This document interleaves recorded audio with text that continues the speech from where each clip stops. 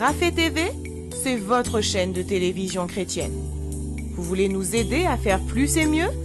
Envoyez vos dons à l'adresse qui s'affiche à l'écran.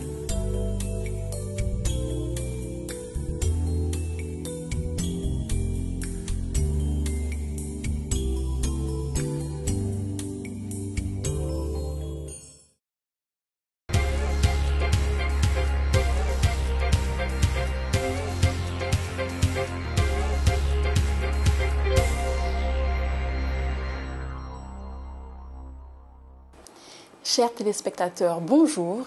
Aujourd'hui, c'est notre premier rendez-vous de la vie citoyenne consacré à la fonction du maire. Pour ce faire, notre invité du jour est Monsieur Éric Ayotte. Bonjour, monsieur. Bonjour. Merci beaucoup d'avoir accepté notre invitation à cette émission. C'est avec plaisir parce que vous l'avez demandé depuis très longtemps et vu la disponibilité, j'ai pu me rendre encore disponible aujourd'hui pour pouvoir répondre aux questions que vous allez me poser. Voilà, donc vous êtes ancien maire et vous êtes conseiller municipal. Toujours conseiller municipal. D'accord. Donc nous allons voir avec vous les fonctions du maire, son rôle, en quoi consiste un maire, ses champs d'action, ce qu'il peut faire, ce qu'il ne peut pas faire. Voilà, donc nous allons commencer avec la première question. Quel est donc le rôle du maire? Le maire, il est là pour apporter un mieux vivre à sa population. Mais pour cela, il faut le conseil municipal. D'accord. Dans le conseil municipal, vous avez aussi des adjoints au maire qui forment le bureau municipal. Et ce bureau municipal réfléchit, il pense, il écoute les doléances des uns et des autres et qui met en place un certain nombre de processus qui, après coup, le conseil municipal valide ou pas. D'accord. Donc vous nous avez parlé du bureau municipal, donc avec les adjoints, oui, ainsi que tous les autres membres. Alors, il faut dire aussi que le bureau municipal, nous avons aussi le personnel d'encadrement. Parce qu'il faut qu'ils participent, c'est eux qui auront à mettre en application les décisions du maire. Les décisions, tout à fait. D'accord. Alors le maire, il est élu de quelle façon? Écoutez, c'est une élection, il y a une tête de liste, oui, qu'on suppose c'est lui qui sera le maire, bien que j'ai vu une exception en métropole, c'est d'ailleurs un Martiniquais qui était élu, qui était tête de liste, et au moment de l'élection, il n'a plus été maire. Mais en principe, d'une manière générale, on vote pour la tête de liste. Et la tête de liste, le conseil municipal, celle qui est élue dans sa majorité, c'est cette personne qui est choisie pour être le maire, pour représenter la population. D'accord, donc c'est la population, les citoyens même. Les citoyens qui votent. D'accord, très bien. Le maire, approximativement, il a ses fonctions sur quelle durée? La durée de mandat, c'est de 6 ans. De 6 ans. Mais il est arrivé où, quelquefois, c'est moins de 6 ans, si entre-temps il y a un décès ou il y a une annulation d'élection, et celui qui prend après prend le reste. Oui. Donc ça peut être 3 ans, 4 ans ou 2 ans, mais la durée légale est de 6 ans. D'accord. En règle générale, quand il y a décès ou démission, par exemple, c'est l'ancien au maire, c'est l'adjoint qui... Ça dépend. Ça dépend. Si il reste plus de la moitié... Imaginons que plus de la moitié du conseil démissionne. D'accord. Donc, on repart sur une nouvelle élection. D'accord, très bien. Alors, pouvez-vous nous expliquer un peu quelles sont les obligations administratives du maire? Alors, il faut dire que le maire, il est là pour appliquer les directives gouvernementales. Oui. Mais il est aussi là pour apporter pour sa population un mieux-être. Et la responsabilité du maire est surtout d'écouter sa population et de lui apporter son mieux-être. Mmh. Bien entendu, qui n'est pas forcément facile, car il faut trouver les moyens pour les mettre en place. Alors les étapes, prenons par étapes. Nous disons, bon voilà, nous voulons faire une route parce que ces gens sont enclavés depuis 20 ans.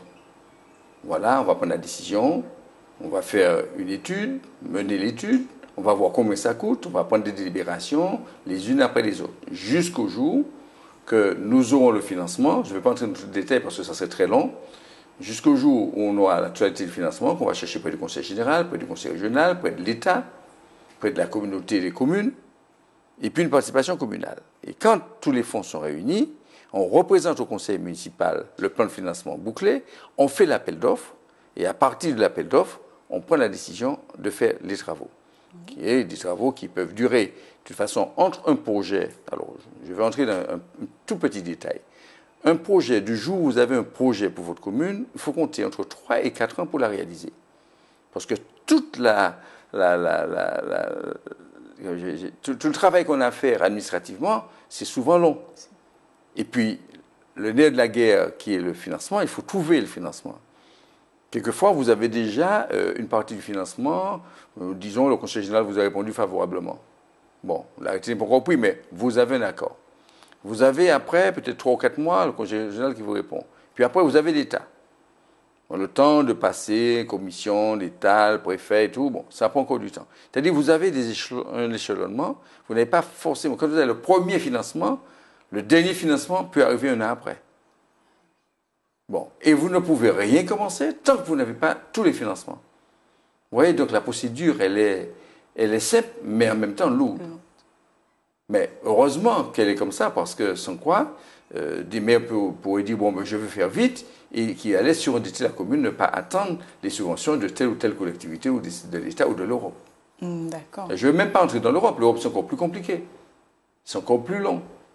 Donc il faut voir, est-ce que les fonds européens que vous demandez, la commune est éligible. Alors là, on parlerait aussi d'éligibilité de tel ou tel type de subvention selon la collectivité qui vous la donne. D'accord. Est-ce que vous pouvez un peu expliquer ce qui concerne l'éligibilité? Alors l'éligibilité, imaginons que le conseil régional décide cette année de mettre l'effort, l'aide aux communes par exemple, pour la protection des riverains, la protection des usagers. On pourrait dire, bon, mais tous ceux qui sont dans une zone inondable, oui, cette année, nous mettons l'effort là-dessus. Oui, c'est quelques exemples comme ça. Et même à la commission de ce qu'on appelle la DETR, c'est l'ancienne dotation globale d'équipement, même là aussi, en commission, on détermine quelles sont les priorités par l'État. Donc chaque collectivité peut dire, voilà là où je mets le plus d'efforts, fais le plus d'efforts, où nous mettons le plus d'argent, donc le pourcentage est plus important. Donc il faut se caler sur cela aussi. D'accord, donc chaque maire, un maire en tout cas, dirige une commune. Oui. Voilà, et donc sur 6 ans, est-ce qu'il a un certain nombre de projets justement que lui fournisse la collectivité, ou le nombre de projets peut varier? Ah oui, c'est-à-dire vous pouvez partir sur un certain nombre de projets aujourd'hui et tac, vous arrêtez le projet, il y a un cyclone, un tremblement de terre, il faut revenir sur les projets que vous avez, vous êtes quelquefois obligé de surseoir sur un certain nombre de projets pour pouvoir parer au plus urgent. Ça veut dire qu'il y a des écoles, une école qui est cassée, ce n'était pas prévu, et il faut construire l'école alors que vous avez un projet de faire une route. Bon, mais vous n'avez pas surendetté la commune, vous dites, bon voilà, au conseil municipal, nous arrêtons ce projet et nous mettons l'effort sur la reconstruction de l'école. Et à ce moment-là, le conseil vote pour ou contre. Et là, on recherche le financement, on revoit avec les collectivités qui nous ont aidés, vous dit, bon voilà, nous, on sursoit sur ce projet-là parce qu'il y a une urgence, il faut reconstruire l'école. D'accord, d'accord. Effectivement, le maire travaille en fonction des priorités. En fonction des priorités, bien entendu. Voilà. En fonction des priorités du moment. Parce que la priorité d'hier n'est pas forcément la priorité de demain. Tout à fait. Donc vous imaginez si un cyclone demain, même les projets que j'ai laissés, le maire peut très bien dire, bon, ben, ce projet que vous avez laissé, même s'il était ficelé, mais vu ce qui s'est passé pendant le cyclone, nous avons des urgences, nous avons des routes qui sont coupées, des usagers qui sont privés d'accès, bon, mais il va falloir qu'on mette la priorité dessus. Et ces projets-là seront retardés. D'accord. Et ce ne sera pas parce que le maire ne voudra pas le faire, parce que le maire l'avait fait avant, non. Souvent, c'est parce qu'il y a une contrainte. Oui. Et la contrainte, elle est budgétaire. Et vu que son rôle est d'abord de s'occuper de l'usager, du citoyen. Du citoyen, surtout la sécurité des personnes et des biens. Tout à fait. Très bien.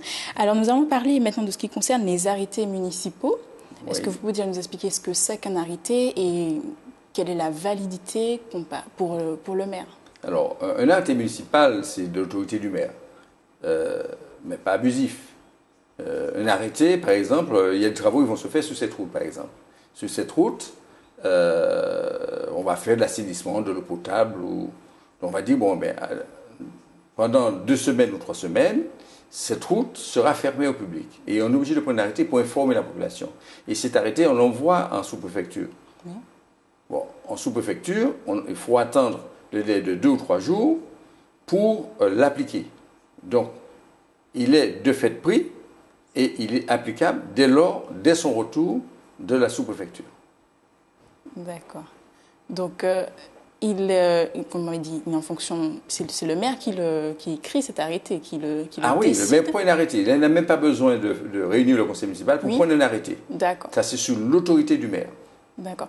Et normalement, il y a aussi le préfet qui met en place des arrêtés. Est-ce que vous pouvez nous mais les expliquer préfets, les arrêtés des préfets, s'ils ne sont pas contradictoires aux nôtres, il n'y a pas de problème. Bon, s'il y a une contradiction parce que on aurait pressenti ou avoir l'impression que cet arrêté n'était pas d'intérêt général pour la commune en question, on peut très bien dire, mais le préfet n'est pas d'accord sur cet arrêté-là, on n'aurait pas fait comme ça, je le fais différemment. D'accord. Et là s'ouvre le dialogue. Mais c'est très rare que le préfet prenne un arrêté sans prévenir le maire. Très bien. Donc, normalement, l'arrêté du maire, il a moins de force, je puis dire. Pas du tout. Non?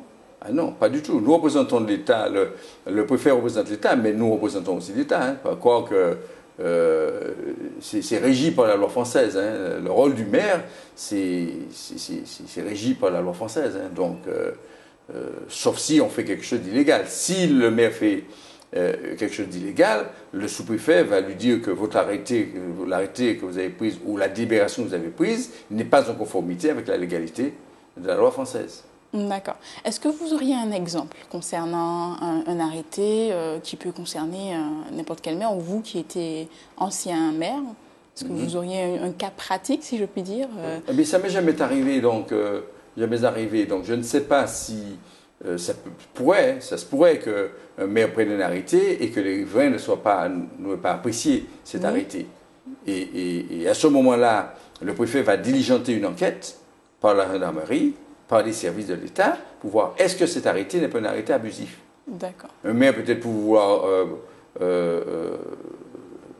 faire comment j'allais dire ça, représailles à 2 ou 3 riverains qui auraient peut-être un comportement. Il pourrait dire, bon, ben, à partir de maintenant, cette route-là, moi, je la mets, je prends un arrêté pour la mettre en sens unique ou pour interdire de telle heure à telle heure la circulation. Si c'est d'intérêt, par exemple, par rapport à une école, par rapport à une crèche, et que momentanément, de telle heure à telle heure, on est obligé de fermer cette route, ça ne devrait pas poser de problème. Alors, si le préfet remarquerait que c'est abusif ou on aurait pu faire autrement, il peut très bien dire que c'est arrêté.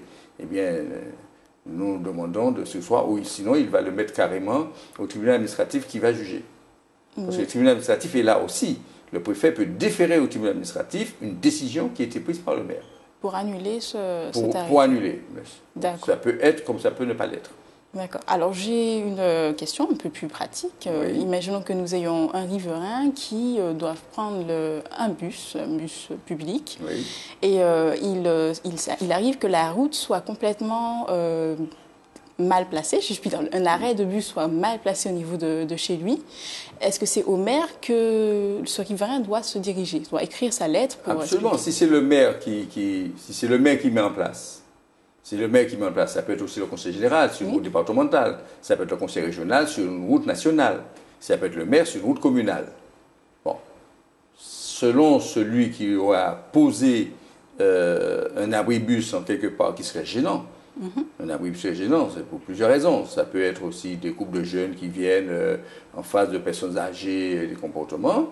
Ça peut être aussi autre chose. Ça peut être dans un virage, ça peut être dangereux. Donc, mais c'est assez rare, mais ça pourrait arriver, et à ce moment-là, les riverains peuvent monter un comité et dire, bon voilà, vous avez mis un abribus dans tel endroit, à mon avis, il serait mieux que ça soit ailleurs.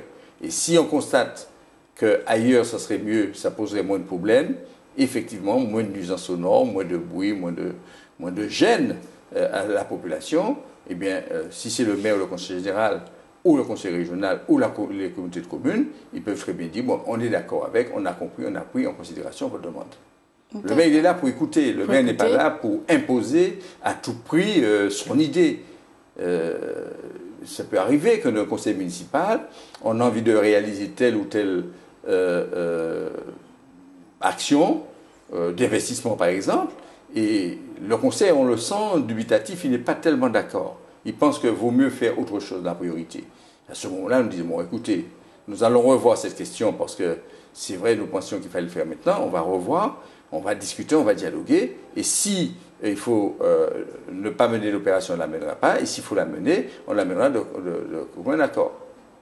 D'accord. Ça, c'est le rôle du maire. Le maire, il est là pour appliquer les décisions du conseil municipal.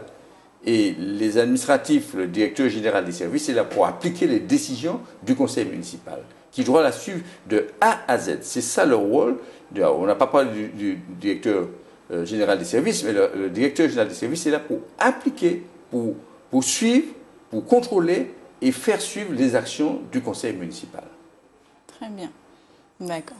Mais, une autre question. Hein. Alors, à part donc s'occuper donc, de tout ce qui concerne les riverains, les citoyens, pour résumer un peu ce qui concerne le maire, donc nous avons, la mise en place donc, de la rentrée, par exemple.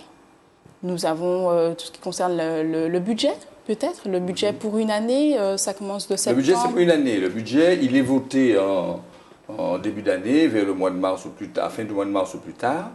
Et exceptionnellement, il pourrait le faire en avril, parce qu'il y avait des élections. Et le conseil municipal vote le budget en fonction des besoins, en fonction de ses possibilités financières. Parce qu'il ne suffit pas de faire un budget et qu'on n'a pas les sous derrière. Le budget doit être sincère. Il doit correspondre, que ce soit en fonctionnement, le montant, tout ce que vous avez en recette en fonctionnement et tout ce que vous avez en recette pour l'investissement. Ça doit correspondre. Tout à fait. Si vous avez, disons, ces esprits étaient 14 millions d'euros, donc si vous avez 8 millions, disons 6 millions pour le fonctionnement, c'est-à-dire le fonctionnement des écoles, payer le personnel et tout ce qui est derrière, donc vous devez avoir en fonctionnement ces 6 millions. Et si vous avez en investissement, disons 8 millions, oui, il faut que vous ayez les accords de principe de l'ensemble des donneurs, de l'ensemble de ceux qui vous subventionnent, pour pouvoir le voter. C'est ça, c'est-à-dire vous devez respecter la législation et la réglementation financière. Avec les investissements et les investissements et le fonctionnement. Et le fonctionnement, d'accord. Pouvez-vous nous expliquer un peu, nous donner une idée, un jour type de maire? Un jour? Le jour type d'un maire.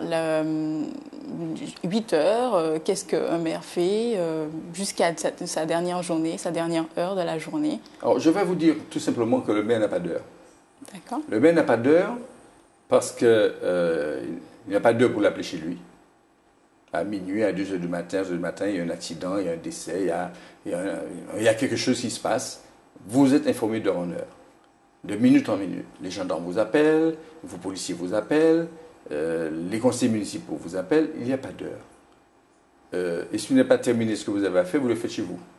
Donc, le maire, un maire qui travaille vraiment pour sa commune, j'ai eu l'occasion de faire des petits calculs pour voir, c'est minimum 12 à 14 heures. Et je ne compte même pas les veillées, les enterrements, les sorties, les visites d'amis, les visites, les invitations ici par là. Vous êtes obligé d'y être, les invitations des manifestations des associations, les manifestations même de la commune, les manifestations tout court, les invitations extérieures. C'est-à-dire, on ne peut pas compter le nombre d'heures que fournit parce que vous êtes maire. Oui. Parce que vous êtes maire. Si vous n'êtes pas maire, vous n'êtes pas obligé d'aller à une manifestation d'une association. Vous n'êtes pas maire ou conseiller municipal, vous n'êtes pas obligé d'aller à une veillée ou à un enterrement. Vous n'êtes pas obligé d'aller à un mariage, d'aller à un baptême, oui, d'aller rendre une visite, de passer dans les quartiers. C'est-à-dire, vous n'avez pas le nombre d'heures. Je dirais que c'est impressionnant pour savoir le nombre d'heures que l'on peut donner quand on est maire. Si vraiment on prend la fonction de maire, je parle de moi, comme je la prenais. J'avais minimum 14 heures à 15 heures par jour. Quand j'entrais chez moi à 11 heures du soir, sorti de réunion par ici, de réunion par là, et le demain matin, bon, il faut que je regarde très tôt ce que j'ai comme message, comme mail arrivé, les réponses, le courrier que je n'ai pas pu faire, le terminer pour que demain matin il sera à 8 heures à la mairie. On ne peut pas compter le nombre d'heures. Je dis que c'est c'est impensable, incalculable. On ne peut pas calculer. D'accord. Donc en plus, d'après votre vécu, donc en plus des missions qui sont imposées au maire, il a certaines obligations. En fait, pour vous, ce sont des obligations comme participer à une manifestation, à un enterrement. Il y a une... On ne peut pas appeler obligation, mais comme vous êtes maire, vous êtes quelqu'un de proximité, vous êtes près des gens, vous êtes près d'eux, dans la douleur, dans les moments heureux. Vous ne pouvez pas être maire, n'être pas à côté d'eux quand ils ont besoin de vous. La présence du maire, c'est quelque chose qui touche les gens de voir. Si vous n'êtes pas venu, ils vont voir que vous n'êtes pas venu. Oui, et si vous êtes venu, ils verront que vous étiez là. Tout à fait. Donc, c'est ça. Quelles que soient les circonstances. Je vais vous dire, je venais d'être élu maire. Il y avait un incendie. Ça faisait à peine 6 mois que j'étais maire. J'entends quelqu'un dire, « Ah, il dit, maire, t'es dit, t'es bon, nous tout long. » Et tu y es. J'étais derrière le gars. Ah, d'accord. J'ai touché son dos, je lui ai dit, « Je vais chercher ma bord. » Et puis, il dit, « Ah, où là, monsieur le maire ?» Il m'a dit, « Oui. » Vous pas te mentir, moi, je dis, « T'es là. » Et il a cru, moi, je descends la même. Et voilà. Voilà. Donc, c'est pour dire que c'est ça le maire. C'est sa présence. Bon, si vous n'êtes pas en Martinique, vous êtes loin, vous pouvez pas être là. Mais si vous êtes en Martinique, bon, si l'adjoint qui est de semaine vous dit, bon, mais non, c'est pas grave, bon, j'ai déjà fait le nécessaire, tu pourras voir la personne après ou la famille après, ils ne sont pas là, ils sont descendus à l'hôpital ou ils sont... Bon, on ira les voir le soir, mais on ira les voir. Oui. On passera un coup de fil. On s'en occupera. Voilà, donc, et c'est ça, le maire, il doit être de proximité. C'est son rôle, il est dans son rôle. Il ne flatte pas les gens parce qu'il va les voir. Il ne flatte pas les gens parce qu'il discute avec eux. Il joue son rôle de maire. Et il doit jouer son rôle de maire. Voilà. Effectivement. Donc, c'est cela. On ne peut pas tromper une population, faire croire qu'on est là, mais on n'est pas là. On est là. D'accord, effectivement, on n'avait pas quand on ne connaît pas, on n'a pas toujours cette idée de la présence du maire dans sa commune, avec ses citoyens, etc. Donc, avez-vous une dernière chose une petite anecdote à nous raconter? Oh, il y en a eu tellement à vous raconter. Alors, je vais vous dire, encore une fois, alors, je mangeais avec mon épouse, on était à table un dimanche, il devait être 13h. Quelqu'un sonne, je sors. La dame est en pleurs, il y a presque un drame. Presque un drame. J'étais en short et un t-shirt. D'accord.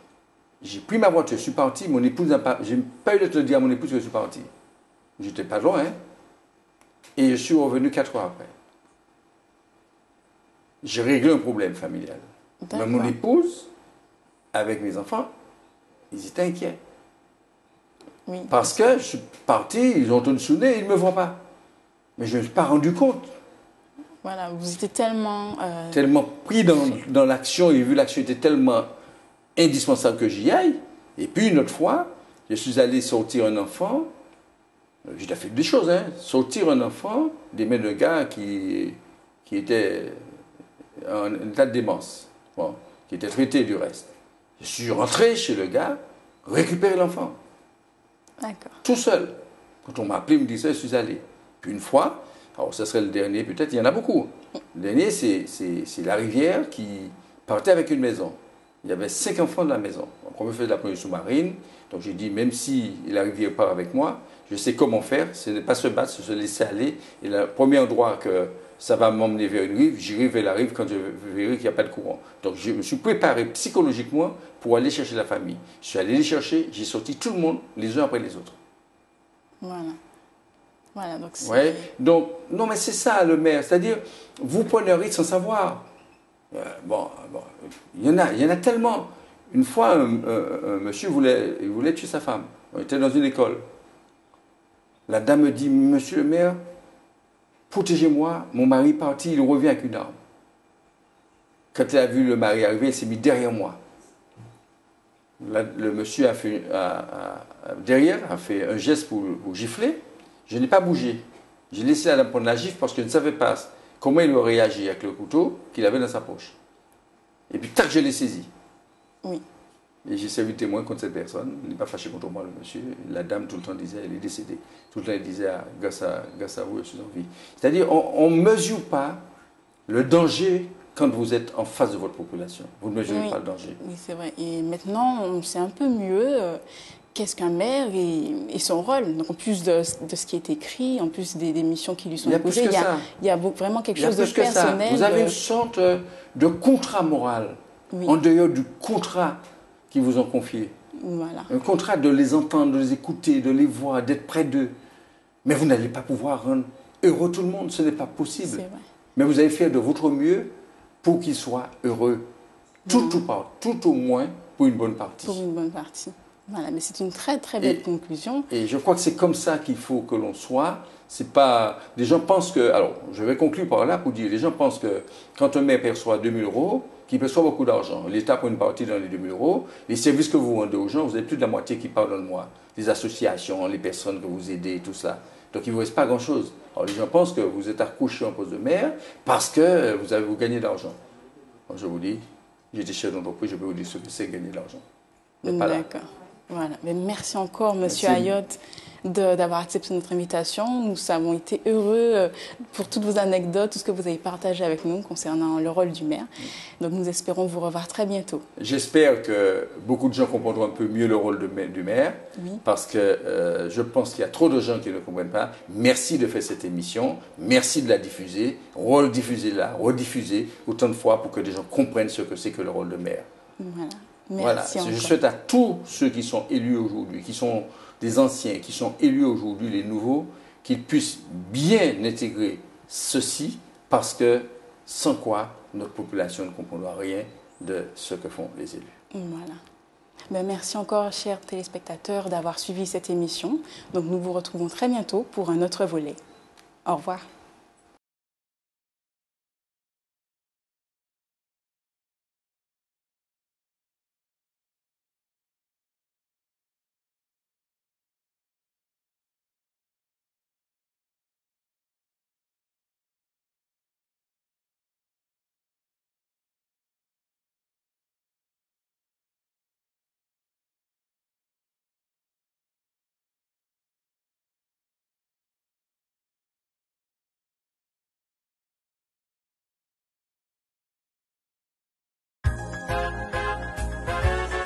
Graphée TV,